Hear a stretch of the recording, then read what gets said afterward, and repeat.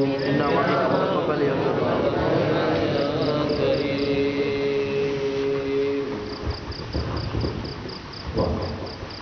Bismillahirrahmanirrahim. Alhamdulillahirabbil alamin. Sallallahu alaihi wa sallam. Rabbi yassir wa la tu'assir. Rabbi yassir bi khair. Sosok terutama keputusannya secara kehidupan. Siapa kehidupan pada pagi hari. Malam yang sosok bawah. Malam aku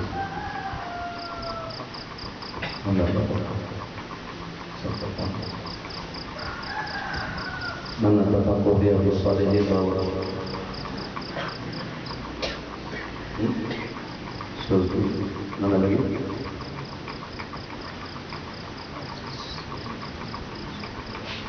Bulan Yesus. Entah terus dirasa seperti dia tidak semua seperti dia mungkin seperti apa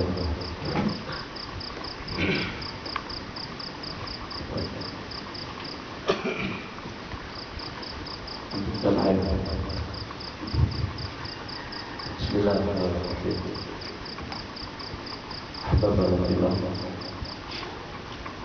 Mungkin dengan kita tidak menyadari kejanggalan yang berlaku dalam ibadah. Baik pada kita melaksanakan sembahyang, pada kita berzikir, seketika dengan kita melaksanakan ubudiyah kita kepada Allah. Coba lihat. Ya.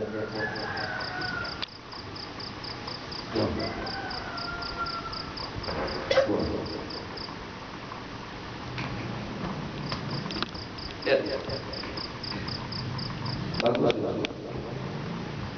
Seperti ini ketika kita sedang sholat, ada gangguan handphone yang mengganggu ibadah.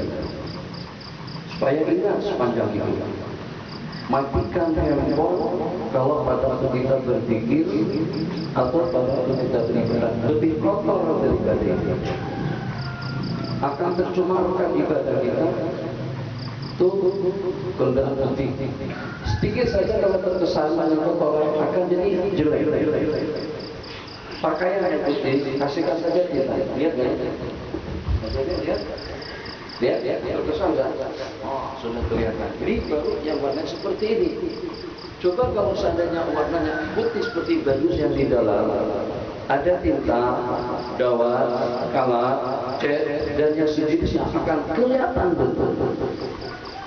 Bahkan saya lebih sayang dengan pakaian saya ketimbang saya dengan ibadah yang nanti akan dipertanggungjawabkan di hadapan Allah Jalla wa'ala. Saya rasa insyaallah masukkan dalam memori dan untuk selama-lamanya saya berdiri pada pagi hari ini untuk kita kongsikan pada saudara-saudara kita.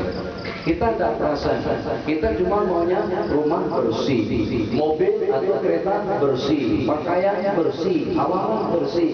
Tapi kita tidak peduli. Atau kita sudah salah kok masa azan kita itu. Sekali perasaan ada azan dari waktu kita sedang sholat. Anda perasa, tidak dengar. Ada azan dari itu. Kita sudah sembahyang dan kita termasuk yang terlambat sebab kita setengah jam sudah azan berkumandang. Masih ada azan lagi. Apapun jenis gangguan yang mengganggu. Jadi pencemaran kepada ibadah kita, kepada zikir kita, seperti perumpamaan yang saya sebutkan tadi, itu bagaimana kalau dengan yang kalangan putih, sembahyang kita itu indah, sembahyang kita itu baik, sembahyang itu adalah ubudiyah, sembahyang kita pengertian diri kita kepada Allah Jalla wa'ala, yang kita harapkan atau kita bergantung harapan sepenuhnya untuk membuka pintu surga nanti pada hari kiamat, ternyata kita cemarkan. Jadi jangan sampai dengan pakaian atau juga dengan peci atau juga dengan senjata atau juga dengan kereta, dengan rumah, jangan sampai seumpamanya kita sebutkan tadi itu lebih kita jaga dan kita kawal kebersihannya, kebeningannya, ketenangannya. Tapi dalam waktu yang sama ibadah kita, ibadah yang terbarukan dengan mengantuk pun juga jadi polanya seperti cacat. Ada bintik-bintik putih hitam, ada kuning, ada biru. Kenapa? Sebab sebagaimana kita ketahui, kalau di depan makhluk saja tidak selayaknya dengan kita berpikir sambil mengantuk, atau juga menyanjung dan memuji, atau juga menyampaikan ucapan sepatah kata di depan menteri, tapi mata sambil mengantuk, itu tidak layak. Bagaimana kira-kira dengan Sang Pencipta yang memberikan segala-galanya kepada kita, tapi kita sebut sambil mengantuk, la ilaha illallah, la ilaha illallah. Itu menolong Allah Jalla. Allah bagikan segala-galanya kepada kita, dan aku tidak perlukan ibadahmu, tapi dalam waktu yang sama tidak layak Anda berbuat seperti itu di hadapan. Itulah detik-detik waktu Anda yang paling berarti. Kemudian yang selanjutnya, mudah-mudahan mungkin kawan-kawan bapakku sudah ingat, banyak pernah mengikuti pengajian di YouTube, yang pernah mengikuti pengajian di Facebook, mungkin sudah ingat betul. Jadi baru-baru ini pertandingan antara Kelantan melawan Pahang. Saya mengikuti pertandingan antara Kelantan melawan Pahang tepatnya pada hari Sabtu malam Ahad. Syams, ingat, baru-baru ini, tidak sampai 1 minggu, baru-baru ini. Nah, jadi pertandingan tadi itu berlangsung di Shah Alam, Malaysia. Jadi pada malam itu saya ada pengajian di Tabung Haji. Dengan hasilnya, keputusan muktamar daripada Bang Sanusi, Bang Sanusi yang mengirim SMS ke saya setelah pertandingan itu berlangsung, keputusan muktamar 1-0 Pahang mengalahkan Kelantan. Jadi saya tanyakan kepada orang-orang Petronas ribuan yang hadir pada siang hari itu LCC, saya tanyakan, ada di antara daripada kesebelasan dengan cara pertandingan atau dengan cara permainannya masing-masing, baik itu dengan kesebelasan Kelantan atau juga dengan kesebelasan daripada Pahang, kesebelasan daripada Pahang pada saat mereka bertanding, dengan cara permainan 4-3-3 atau 3-4-3 atau 2-4-4 atau 1-4-5 ataupun juga 1-1-8 penyerangnya di depan. Tahu 1-1-8 bagaimana permainannya? 1-1-8 itu back 1, tengah 1-8 penyerangnya. Dia nggak pikir bagaimana pertandingan ketika nyerang dulu. Lebih hebat lagi permainannya 1-9 di depan, tengah nggak perlu. Akhirnya masuk 3-0. Berakhir 1-0. Pahang merebut Piala Malaysia untuk setahun yang akan datang. Saya tanyakan dan kita tanyakan permainan di mana saja Indonesia dan Malaysia tidak pernah ada seorang pemain membawa handphone ke stadion, atau juga ke padang, atau juga ke lapangan. Tidak ada. Kalau seandainya ada, potong saja jari tangan sumper. Kalau ada, kata satu potong saja leher kamu. Kalau ada pemain bawa handphone ke lapangan atau ke stadion, oh masya Allah, tabarakallah. Apakah kira-kira dengan stadion lebih mulia daripada masjid, lebih mulia daripada surau, lebih mulia daripada tempat ibadah, lebih mulia daripada majlis-majlis zikir? Ingat yang itu, insya Allah tak terlalu problem dan tak terlalu masalah. Ya iman kita tinggalkan handphone di rumah, tapi kalau takut hilang, di-off-kan, dimatikan, bukan di-silent-kan. Saya tidak mau, kita tidak mau. Kalau sampai ibadah kita terganggu, yang pada suatu ketika nanti di hadapan Allah akan kita laknat handphone sebab dia mencemarkan ibadahku. Sudah kita jelaskan dengan suara yang lantang dan jelas. untuk ke depan, bukan di sini untuk kita kongsikan kepada saudara-saudara kita. Itu nasihatul lil muslimin. Memang banyak orang tidak berkenan dengan nasihat seperti itu sebab mungkin menggoris, sebab agak kasar sedikit. Tapi kalau memang betul-betul kesian dengan rumah Allah, kesian dengan para malaikat, hormat dengan yang mulia, hormat dengan tempat-tempat yang menjadi tumpuan rahmat dan maghfirah Allah Jalla wa Ala, kita harus bersikap seperti itu. Sampaikan, kita tidak mau kalau sampai ibadah kita tercemarkan dengan gangguan alat-alat atau peralatan komunikasi, sebab ibadah yang akan menjadi teman kita bukan Nokia, bukan Sony Ericsson, bukan Samsung Galaxy 2, 3, 4, 7. Enggak, yang akan berteman kita nanti di dalam kubur, la ilaha illallah, la ilaha illallah. Yang akan berteman kita hasbi rabbi. Yang akan berteman kita tuh dengan lantunan asmaullah husna yang dibaca.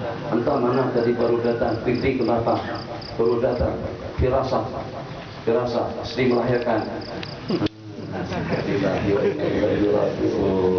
Tadi saya lihat ada teman-teman daripada Lombok, ada beberapa orang, terima kasih banyak. Saya mau menjemput, tapi saya ngasih waktu sebentar saja, cuma 10 menit saja.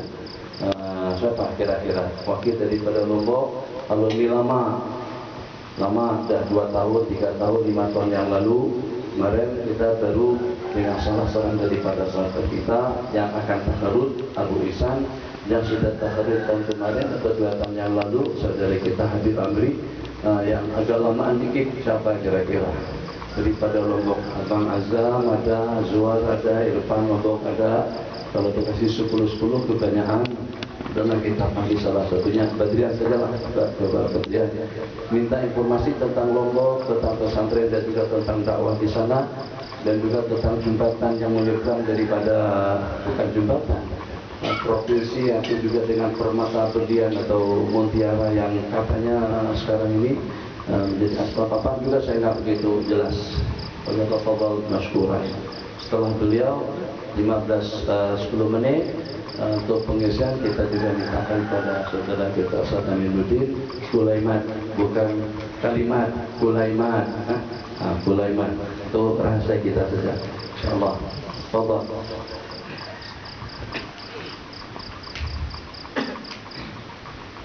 masih lama nih, nggak hilang-hilang, lihat nih, lihat nggak hilang-hilang kesannya, gini nempel, harus nempel nih. Tonton diri, duduk diri, ingatin orang. Bismillahirrahmanirrahim. Assalamualaikum warahmatullahi wabarakatuh. Alhamdulillah rabbil alamin. Sallallahu alaihi wasallam ala sayyidina Muhammadin wa ala alihi wa ashabihi wa man sara ala nahjihi ila-yawmiddin. Amma ba'd. Syaikhul Murabbil Kiram,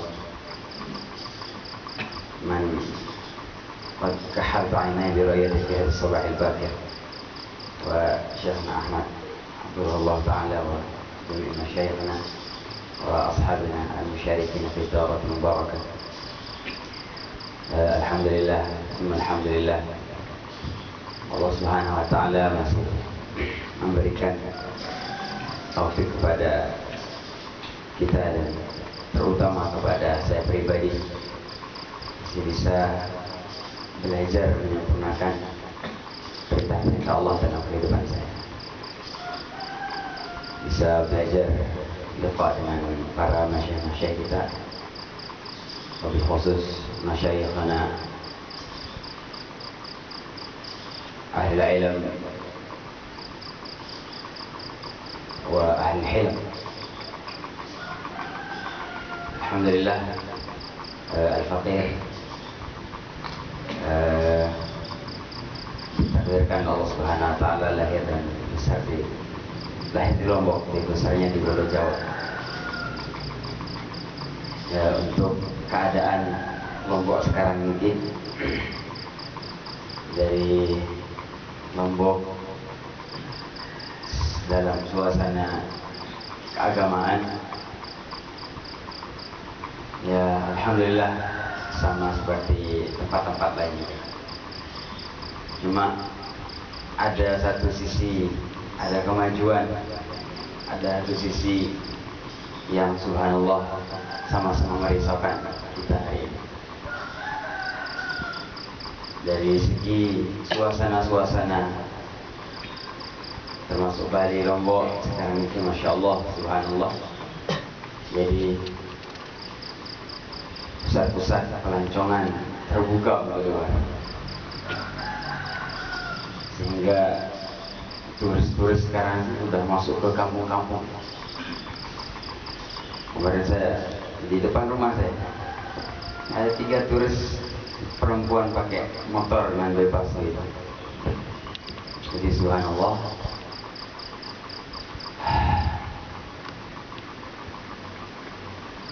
ini yang membuat kita sama-sama merisaukan keadaan tempat-tempat kita.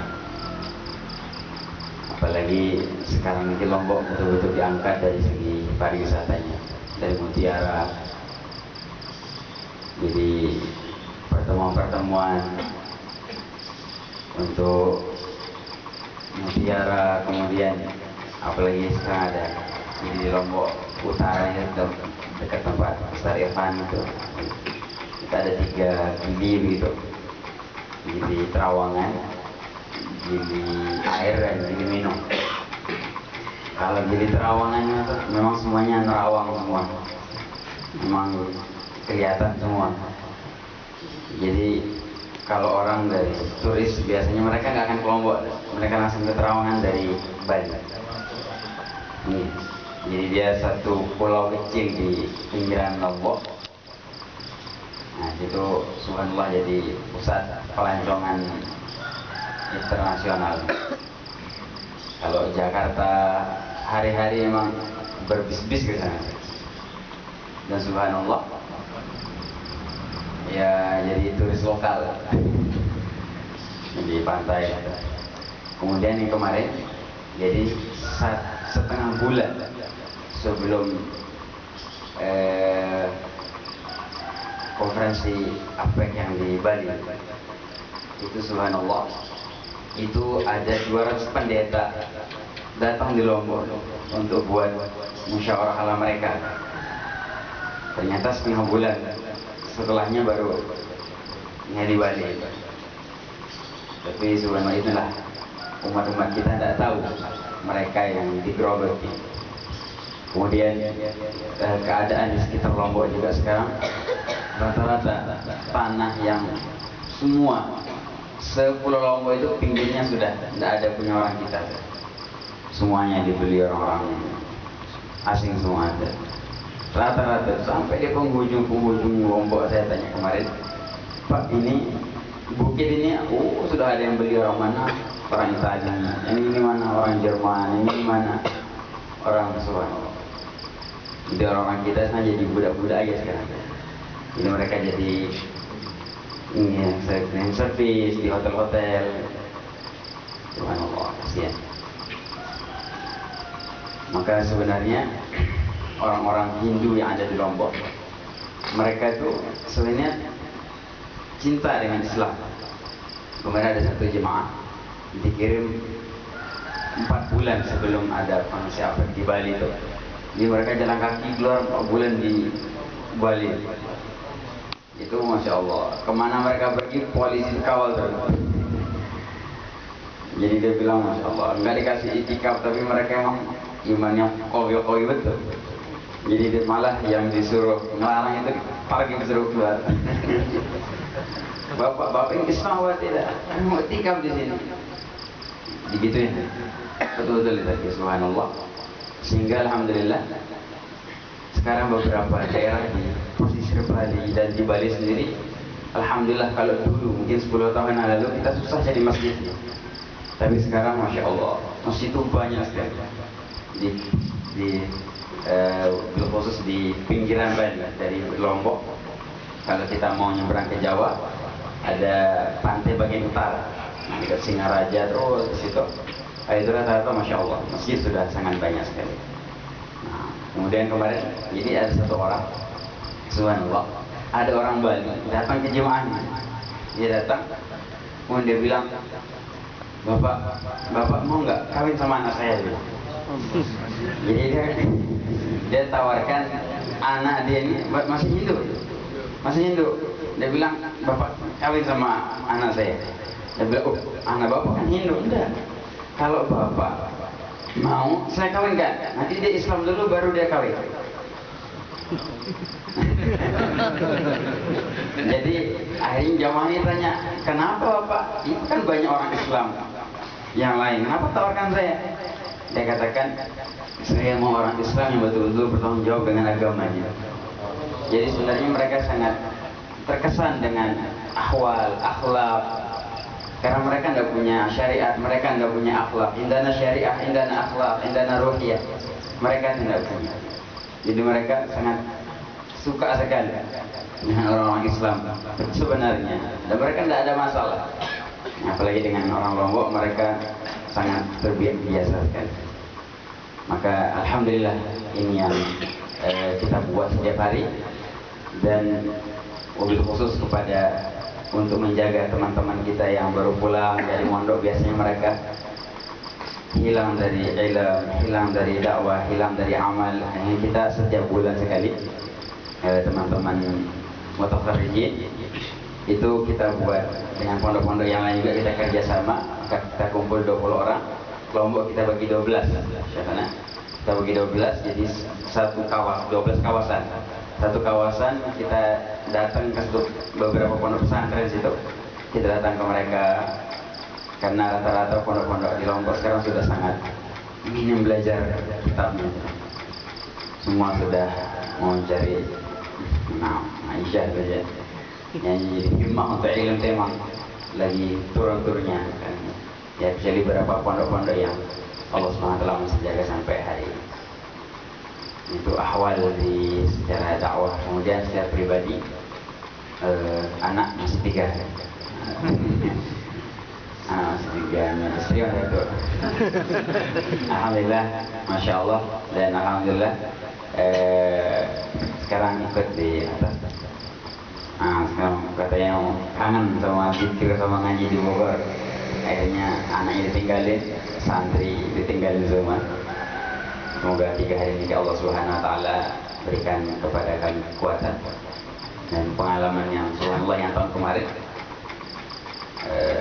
Bismillah ala dzalik. 1 minggu dari sini saya punya kekuatan besar untuk amal. Habis itu lembek lagi. Ini imannya umat akhir zaman. Kemudian untuk ta'lim, untuk tahun ini memang sama sekali Al-Fakir tidak ada nulis. Mohon doa dari Syekhana, karena memang hari-hari masyghul dengan talabah. Sekarang alhamdulillah santri putri ada 90, yang laki ada 80. Yang berminat dipersilahkan. Dan semoga saya sangat berharap sekali mungkin ada apa di booking. Semoga 4-5 tahun ke depan kami bisa melihat hadiran Syekhuna kepada orang juga di Lombok. Amin ya rabbal alamin. Aku lupa tidak. Pak Aku, kalau kita tashkil Lombok dalam seminggu gimana? Nanti kita atur, nanti kamu ngumpul duit, kita cari dana, jadi kita buat program di tepi pantai Bali. Kita bawa iman ke sana. Jangan ditinggal di sini imannya. Entar nanti masuk ke Kerawang itu. Jadi Kerawang juga ada polos, buat lucu atau lepas semuanya. Itu kita tidak mau seperti itu. Jadi kita, insya Allah akan kita atur ke depan. Kalau nggak sampai seminggu pun dalam 3 hari di seputar Lombok ada 12 lokasi yang mungkin patut untuk kita adakan kunjungan atau jaulah, juga pengajian dan zikir. Tepi pantai lain suasananya dengan berzikir seperti ini. Mungkin kalau di tepi pantai, apalagi pantai-pantai telanjang, terus dengan kita melakukan zikir bersama, mesti pantai dan pasir yang dari sekitar itu akan menangis bersama kita. Ini kali pertama saya menyaksikan suasana yang memang betul-betul manusia opala. manusia ada akal, pemikirannya sehat. Ini betul-betul manusia yang pada saat insan pertamanya diciptakan oleh Allah, Allah sujudkan para malaikat pada saat itu. Tapi kalau manusia yang bukil, panjang, nggak ada akhlak, nggak ada moral, seperti itu, mereka nggak ada yang lebih dan juga ada yang istimewa dengan mereka. Insyaallah itu kita juga janji tadi kita rencanakan, siap. Lombok, Nusa Tenggara Barat. Dari sini kita ke Surabaya dulu, daripada Surabaya nggak apa-apa kita naik kapal juga nggak masalahnya. Ya nanti kita buat majelis daurah di kapal. Mau kalau dari Malaysia, kalau saya mau dari Medan. Jadi kita dalam kapal kita booking sebulan sebelumnya. Jadi kita siap di dalam. Jadi pengajar kita Irsyadul Ibad yang mentahqiq kita Irsyadul Ibad yang saya sebut badiar inilah orangnya. Nah kita baca tiap pagi. Beliau yang agak sedikit lebih gigih daripada teman-teman mutakhadidin pada tahun itu. Jadi di kapal kita bertakliman, nanti setelah sampai ke sana ya suasana zikir, suasana salat tasbih, salat tahajud, mana tepi pantai di atas permukaan bumi dan di bawah kolong langit. Oh masya Allah. Jadi kasusnya bagaimana? Nggak usah pikirkan ada ikan di laut. Nah, jadi kita sore-sore kita menjaga ikan, turun ke laut dari ikan mancing. Insya Allah. Tanyakan begitu dulu. Insya Allah. Diminta kesediaan kita bersama Nurdin dalam kolemat lah dalam 10 menit bulan lebih. Pada depan. Oke, udah di Malaysia semua.